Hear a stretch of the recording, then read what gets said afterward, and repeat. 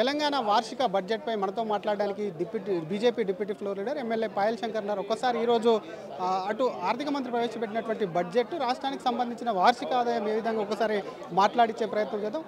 కాంగ్రెస్ నేతలు కానివ్వండి, ఆర్థిక మంత్రి కూడా మాట్లాడుతూ ఒకటి చెప్పారు, వాస్తవాలకు చాలా దగ్గరగా పెట్టాము, ఇది అభివృద్ధి లక్ష్యానికి ఒకటి బడ్జెట్ ఉందని చెప్పారు. వాస్తవాలకు చాలా దూరంగా బడ్జెట్ ఉన్నది. స్వయాన రాష్ట్ర ముఖ్యమంత్రి గారు ఒక మాట చెప్పింది, ఈ రాష్ట్ర ఆర్థిక వ్యవస్థకు క్యాన్సర్ వచ్చింది, ఈ రాష్ట్ర ఆర్థిక పరిస్థితి బాగాలేదని చెప్పింది. వాస్తవం ముఖ్యమంత్రి గారు చెప్పిన మాటలకు ఈరోజు బడ్జెట్ చూసినటువంటి బడ్జెట్కు సరి అయినటువంటి పోలికలు ఉన్నాయి. పదే పదే చెప్తుంటే ఇందిరమ్మ రాజ్యం అని. ఇందిరమ్మ రాజ్యం ఎట్లుంటుందో ఈనాటి బడ్జెట్లో వాళ్ళు చూపించారు. ఏ రకంగా ప్రజలకు ఇబ్బందులు గురైతాయో ఈ బడ్జెట్లో ఉన్నది. గొప్పగా చెప్పింది కదా, మీరు ఇచ్చినటువంటి 6 గ్యారెంటీల గురించి ఏమైంది, మీరు చెప్పినటువంటి పథకాలు ఎటుపోయినాయి, 6 గ్యారెంటీల గురించి లేదు, రైతుల బాధలు పట్టించుకోలేదు. ఈరోజు గొప్పగా చెప్పిండ్రు 5 లక్షల నుంచి 10 లక్షలు పేదలకు వైద్యం అందించడానికి రాజీవ్ ఆరోగ్యశ్రీ తెచ్చినామని చెప్పారు కదా. ఈరోజు ఆరోగ్యశ్రీ పేరు చెప్పి ఆసుపత్రి దగ్గరికి వెళ్తే రోగులను బయటకు పంపించేటటువంటి పరిస్థితి ఉన్నది. నేను ఈ రాష్ట్రంలో ఉన్నటువంటి కాంగ్రెస్ పార్టీ నాయకులు సవాల్ విసురుతున్నా, ఈ రాష్ట్రంలో ఏ ఒక్క రోగైనా మీరు చెప్తున్నటువంటి ఆరోగ్యశ్రీ పథకం పేరు మీద 10 లక్షల రూపాయలు వైద్యం తీసుకున్నటువంటి రోగి ఉన్నాడా? పూర్తిగా బోకస్ మాటలు. గతంలో కేటాయించినటువంటి కేటాయింపులు 10 నుంచి 15% కూడా ఖర్చు కానటువంటి ఎన్నో డిపార్ట్మెంట్లు ఉన్నాయి. ఒక పక్క చెప్తున్నారు మేము అప్పులు కట్టడానికే సరిపోతలేమని.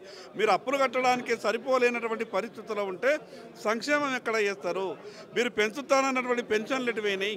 కొత్తగా మంజూరు చేస్తానన్నటువంటి పెన్షన్లు ఏమైపోయినాయి? గతంలో 3,500 ఇండ్లు ప్రతి నియోజకవర్గానికి కేటాయిస్తున్నామని చెప్పి బడ్జెట్లో 20,000 కోట్ల రూపాయలు కేటాయించారు కదా, చిల్లి గవ్వ కూడా ఖర్చు కాలేదు. ఈ రకంగా పూర్తిగా కాంగ్రెస్ ప్రభుత్వం రాష్ట్ర ప్రజల్ని మోసం చేసింది. కానీ బీసీలకు సంబంధించి కూడా బడ్జెట్ పెట్టారు, దాదాపుగా 11,000 కోట్లకు పైగా పెట్టారు. బీసీ సంక్షేమానికి కూడా కట్టుబడి ఉంది అంటారు. బీసీలకు ఆ బడ్జెట్ జరగదు. మొన్ననే 46% బీసీలకు రిజర్వేషన్ ఇస్తున్నామని చెప్తారు. ఈ రకంగా కాంగ్రెస్ పార్టీ బీసీలను ఈరోజు బడ్జెట్లో కూడా మోసం చేసింది. ఈ బడ్జెట్లో మైనార్టీల మీద ఉన్నటువంటి ప్రేమ బీసీల మీద మీకు లేదు. మీరు ఏమైనా ప్రత్యేక నిధి కేటాయిస్తామన్నారు కదా, బీసీలకు 20,000 కోట్లు ప్రతి సంవత్సరంకు సప్లాన్ అన్నారు కదా, ఎక్కడికి వెళ్ళినాయి మీ 20,000 కోట్లు? ఏమైపోయినాయి మీ 20,000 కోట్లు? ఈరోజు మీ కామారెడ్డి డిక్లరేషన్ మీకు గుర్తుకు లేదా? ఈరోజు 20,000 కోట్లు గతంలో కేటాయించి చిల్లి గవ్వ కూడా బీసీలకు ఇవ్వలేదు. ఈసారైతే ఆ కేటాయింపులు కూడా లేవు. ఈ రకంగా బీసీలను మోసం చేసింది. ఎస్సీ కార్పొరేషన్లలో చిల్లి గవ్వలేదు, బీసీ కార్పొరేషన్లకు తాళాలు పడ్డాయి. ఈరోజు ట్రైబల్స్కు సంబంధించినటువంటి ఐటీడీఏలు ఈరోజు డబ్బులు లేక దివాలా తీసినాయి. ఈ రకంగా ఈ రాష్ట్రంలో ఏ సంక్షేమ శాఖ అయినా సరే పూర్తిగా డబ్బులు లేక కేటాయించినటువంటి నిధులు రాక అల్లాడుతున్నాయి. మరొక్కసారి ఎస్టీలని బీసీలని అందరినీ మోసం చేసింది. గొప్పగా చెప్పింది కాంగ్రెస్ పార్టీ, రాష్ట్ర రైతులను మేము ఆదుకుంటాం, పంటల బీమా పథకం తెస్తాం, మా రాహుల్ గాంధీ చెప్పిండని చెప్పిండు. ఎటువైనా మీ రాహుల్ గాంధీ ఏమైపోయినాయి రైతులకు ఇచ్చినటువంటి హామీలు? కాంగ్రెస్ పార్టీ ఆ రోజు గొప్పగా మాట్లాడింది, కేంద్ర ప్రభుత్వం ప్రవేశపెట్టినటువంటి పంటల బీమా పథకంలో మేము భాగస్వామ్యులమవుతాం, రైతుల వాటా కూడా మేమే కడతామని చెప్పారు. గతంలో 1,000 కోట్ల రూపాయలు కేటాయించిన చిల్లి గవ్వ ఖర్చు చేయలేదు. ఈసారి అయితే ఆ కేటాయింపులు కూడా లేవు. ఈ వాస్తవాలన్నీ కూడా ప్రజలకు తెలియజేస్తాం. ప్రజల మద్దతుతో ఈ కాంగ్రెస్ ప్రభుత్వం మీద పోరాటం చేస్తాం.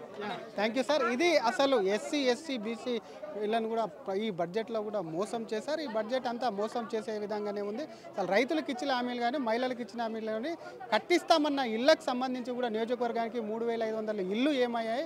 ఒక పక్క ఆసుపత్రిలో కూడా ఆరోగ్యశ్రీకి డబ్బులు బకాయిలు కూడా విడుదల చేయక అక్కడ కూడా వైద్యం అందించేటువంటి పరిస్థితి లేదు. మొత్తం మీద ఈ బడ్జెట్ అనేది ఒక అంకెలి గారడం మాత్రం ఏ వర్గానికి కూడా ఆమోదయోగ్యమైనటువంటి బడ్జెట్ కాదని చెప్పి BJP MLA deputy floor leader Payal Shankar అంటున్నారు. ప్రపంచంలో ఏ మూల ఏ క్షణం ఏం జరుగుతుందో వేగంగా తెలుసుకోవడానికి తొలి వెలుగు వాట్సాప్ ఛానల్ని ఫాలో చేయండి.